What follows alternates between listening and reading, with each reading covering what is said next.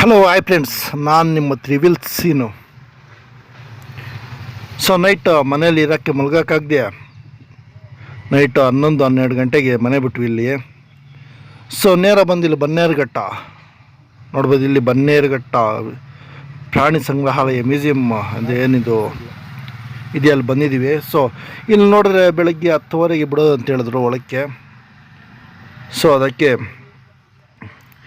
ಇಲ್ಲಿಯ ಪಕ್ಕದಲ್ಲಿರುವಂಥ ಒಂದು ಹಳೆಯ ಪುರಾತನ ಪ್ರಸಿದ್ಧವಾದಂಥ ದೇವಸ್ಥಾನ ನೋಡೋಕ್ಕೆ ಅಂತೇಳಿ ಹೊರಡ್ತಾ ಇದ್ದೀವಿ. ಸೊ ನೋಡ್ಬೋದು ಇಲ್ಲಿ ಇದು ಬನ್ನೇರುಘಟ್ಟ, ಬೆಂಗಳೂರಿಂದ ಸುಮಾರು 15 ಕಿಲೋಮೀಟರ್ ದೂರದಲ್ಲಿರುವಂತಹ ಬನ್ನೇರುಘಟ್ಟ.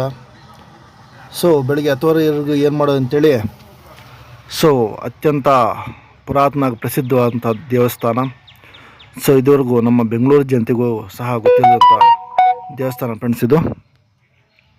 ಸೊ ಬನ್ನಿ ನೋಡ್ಕೊಂಬರೋಣ. ಸೊ ಇದು ನೋಡ್ಬೋದು, ಇದು ಬನ್ನೇರುಘಟ್ಟದಲ್ಲಿರುವಂತಹ ಒಂದು ಚಂಪಕರಾಮಸ್ವಾಮಿ ದೇವಸ್ಥಾನ.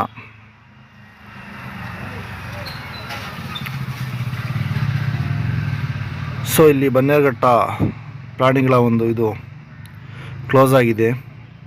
ಸೊ ಅದಕ್ಕಾಗಿ 10:00 ಓಪನ್ ಇರೋ ಕಾರಣದಿಂದ ಪಕ್ಕದಲ್ಲಿರುವಂಥ ದೇವಸ್ಥಾನಕ್ಕೆ ನೋಡೋಕೆ ಹೋಗ್ತಾ ಇದ್ದೀವಿ. ಬನ್ನಿ ಮುಂದೆ ನೋಡ್ತಾ ಹೋಗೋಣ. ನೋಡ್ಬೋದು ಇಲ್ಲಿ ನೀವು. ಸೊ ನೋಡಿ ಫ್ರೆಂಡ್ಸ್, ಕಾಣಿಸ್ತಿರ್ಬೋದು ನಿಮಗೆ ಹಿಂದ್ಗಡೆ ಬೆಟ್ಟ. ಸೊ ಆಲ್ಮೋಸ್ಟ್ ಎಲ್ಲ ಇದು ಫಾರೆಸ್ಟ್, ಇದು ಬಂಡೀಪುರ ಫಾರೆಸ್ಟ್ ಬನ್ನೇರುಘಟ್ಟ.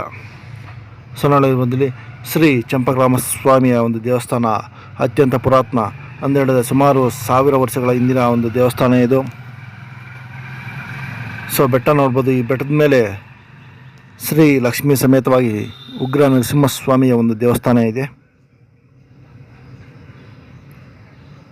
ಓಂ ನಮೋ ನಾರಾಯಣಾಯ. ಶ್ರೀ ಮಹಾವಿಷ್ಣುವಿನ ಇನ್ನೊಂದು ಅವತಾರವಂತಹ ಚಂಪಕರಾಮಸ್ವಾಮಿ ದೇವಸ್ಥಾನ. ಸೊ ಇಲ್ಬೋದು ನೋಡ್ಬೋದು, ಇಲ್ಲಿ ದೇವಸ್ಥಾನದ ಮುಂದೆ ವೆಲ್ಕಮ್, ನಾವೀಗ ಫಂಕ್ಷನ್ಸ್ಗೆ ವೆಲ್ಕಮ್ ಬೋರ್ಡ್ ಟಂಗಿ ಆಗಲೇ. ಸೊ ಆ ಕಡೆ ಈ ಕಡೆ ಒಂದು ಆನೆಯ ಒಂದು ವಿಗ್ರಹಗಳನ್ನು ಸಹ ಇಟ್ಟಿದ್ದಾರೆ. ಸೊ ಇಲ್ಲಿ ನೋಡ್ತಿದ್ದಾಗೆ ನೋಡ್ಬೋದು, ಕಲ್ಲಿನ ಒಂದು ಆಕಾರ ನೋಡಿದ್ರೆ ಗೊತ್ತಾಗುತ್ತೆ ಎಷ್ಟು ಹಳೆಯದಂಥ ದೇವಸ್ಥಾನ ಅಂಥೇಳಿ. ಸೊ ನೋಡ್ಬೋದು ಇಲ್ಲಿ ಬೋರ್ಡ್ ನೋಡ್ಬೋದು. ಇಲ್ಲಿ ಬೋರ್ಡ್ ನೋಡ್ಬೋದು, ಆನೇಕಲ್ ತಾಲೂಕು ಬನ್ನೇರುಘಟ್ಟ ಶ್ರೀ ಚಂಪಕರಾಮಸ್ವಾಮಿಯ ಒಂದು ದೇವಸ್ಥಾನ. ಸೊ ಮುಂದ್ಗಡೆ ಸ್ವಾಮಿಯ ಒಂದು ಪಾದಗಳನ್ನು ನಿರ್ಸಲಾಗಿದೆ. ಸೊ ಇಲ್ಲಿ ಕಲ್ಲು ನೋಡ್ಬೋದು ನೀವು, ಕಲ್ಲಿನ ಆಕಾರ ಆಗಲಿ ಒಂದು ಕೆತ್ತನೆಯ ಆಕಾರವಾಗಲಿ ನೋಡ್ಬೋದು. ಅತ್ಯಂತ ಎಷ್ಟು ಪುರಾತನವಾದಂಥ ದೇವಸ್ಥಾನ ಅಂತೇಳಿ ನಮಗೆ ಒಂದು ಇದು ಬರುತ್ತೆ. ಸೊ ನೋಡಿ ಕಲ್ಲುಗಳು ಎಷ್ಟು ಸವಿತಿವೆ ಅಂತೇಳಿ. ಸೊ ಬನ್ನಿ ಟೆಂಪಲ್ ಹೊರಗಡೆ ಹೋಗೋಣ. ಸೊ ನೋಡಿ ಫ್ರೆಂಡ್ಸ್, ಕಲ್ಲು ಯಾವುದೇ ರೀತಿ ಕೆತ್ತಿದೆ ಅಂಥೇಳಿ. ಸೊ ಎಲ್ಲ ಈ ದೇವಸ್ಥಾನ ಫುಲ್ ಬಂದು ಕಲ್ಲಿನಿಂದ ಮಾಡಿದಂಥ ಒಂದು ದೇವಸ್ಥಾನ.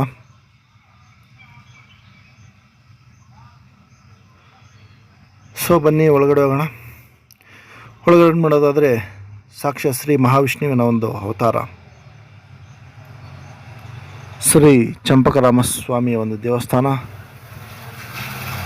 ಒಳಗೆ ನೋಡಬಹುದು ಎಷ್ಟು ಸ್ವಾಮಿಯ ಒಂದು ಇದು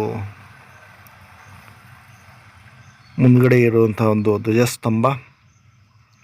ಸೊ ಕಲ್ಲಿಂದ ಹಾಗೂ ಪಂಚಲೋಹಗಳಿಂದ ಮಾಡಿದಂಥ ಧ್ವಜಸ್ತಂಭ ನಡೆಸಲಾಗಿದೆ. ಸೊ ಇಲ್ಲಿ ನೋಡ್ಬೋದು, ಇಲ್ಲಿ ಎಲ್ಲ ರೀತಿಯ ದೇವಿ ದೇವತೆಗಳ ಒಂದು ವಿಗ್ರಹಗಳನ್ನು ಸಹ ಇರಿಸಲಾಗಿದೆ ಇಲ್ಲಿ. ಸೊ ದೇವಸ್ಥಾನ ಮುಂದೆ ಇರುವಂಥ ವ್ಯೂ ಇದು ಒಳಗಡೆ. ಸೊ ಒಳಗಡೆ ಕ್ಯಾಮ್ರಾ ಲಾಟ್ ಕೊಟ್ಟರೆ ಆಲ್ಮೋಸ್ಟ್ ತೋರಿಸ್ತೀನಿ ಒಳಗಡೆ ಹೋಗಿ.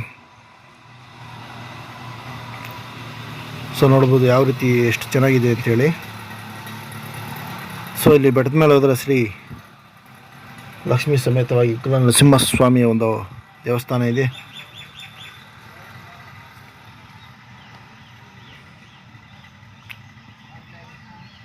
ಸೊ ನೋಡ್ಬೋದು ಇಲ್ಲಿ ನರಸಿಂಹಸ್ವಾಮಿ ದೇವಾಲಯಕ್ಕೆ ದಾರಿ.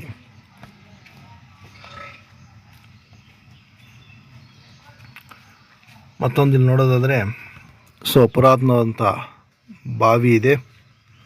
ಆ್ಯಂಡ್ ಒಂದು ಸೆಕೆಂಡ್. ಸೊ ಫ್ರೆಂಡ್ಸ್, ಪ್ರತಿಯೊಬ್ಬರು ವಿಸಿಟ್ ಮಾಡಬೇಕಂತ ಪ್ಲೇಸ್ ಇದು.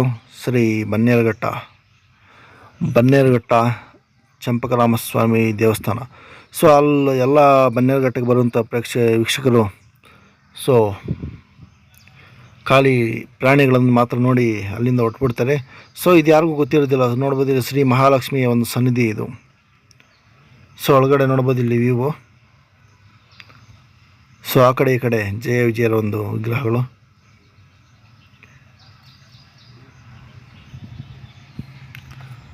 ಸೊ ಇಲ್ಲಿ ಪಕ್ಕದಲ್ಲಿ ನೋಡೋದಾದರೆ ಬನ್ನಿ, ಲಕ್ಷ್ಮೀ ಸ್ವಾಮಿ ನರಸಿಂಹಸ್ವಾಮಿ ಒಂದು ದೇವಸ್ಥಾನ ತೋರಿಸ್ತೀನಿ. ಸೊ ನೋಡಿ, ಇದು ಬನ್ನೇರುಘಟ್ಟ ಪ್ರಾಣಿ ಸಂಗ್ರಹಾಲಯ ಇರುವಂಥ ಒಂದು ಜಾಗ, ಅರಣ್ಯ ಇದು. ಸೊ ಇಲ್ಲಿ ನೆಕ್ಸ್ಟ್ ವಿಡಿಯೋದಲ್ಲಿ ಅದು ಮಾಡ್ತೀನಿ.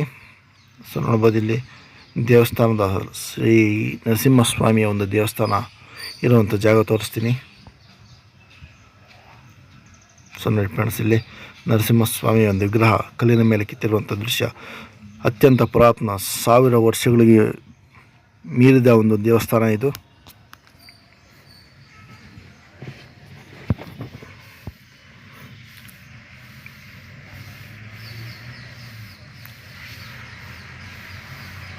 ಓಂ ನಮಃ ಶಿವಾಯ. ಸೊ ಫ್ರೆಂಡ್ಸ್, ನೋಡಿ ಇಲ್ಲಿ ಮೇಲ್ಗಡೆ ಕಾಣಿಸ್ತಿರುವಂಥದ್ದೇ ನರಸಿಂಹಸ್ವಾಮಿಯ ಒಂದು ದೇವಸ್ಥಾನ. ಸೊ ಕೆಳಗಡೆ ಬಂದು ಚಂಪಕರಾಮಸ್ವಾಮಿಗೆ ಒಂದು ಅಭಿಷೇಕ ಕಾರಣ ಬಾಗಿಲನ್ನು ಕ್ಲೋಸ್ ಮಾಡಿದ್ರು.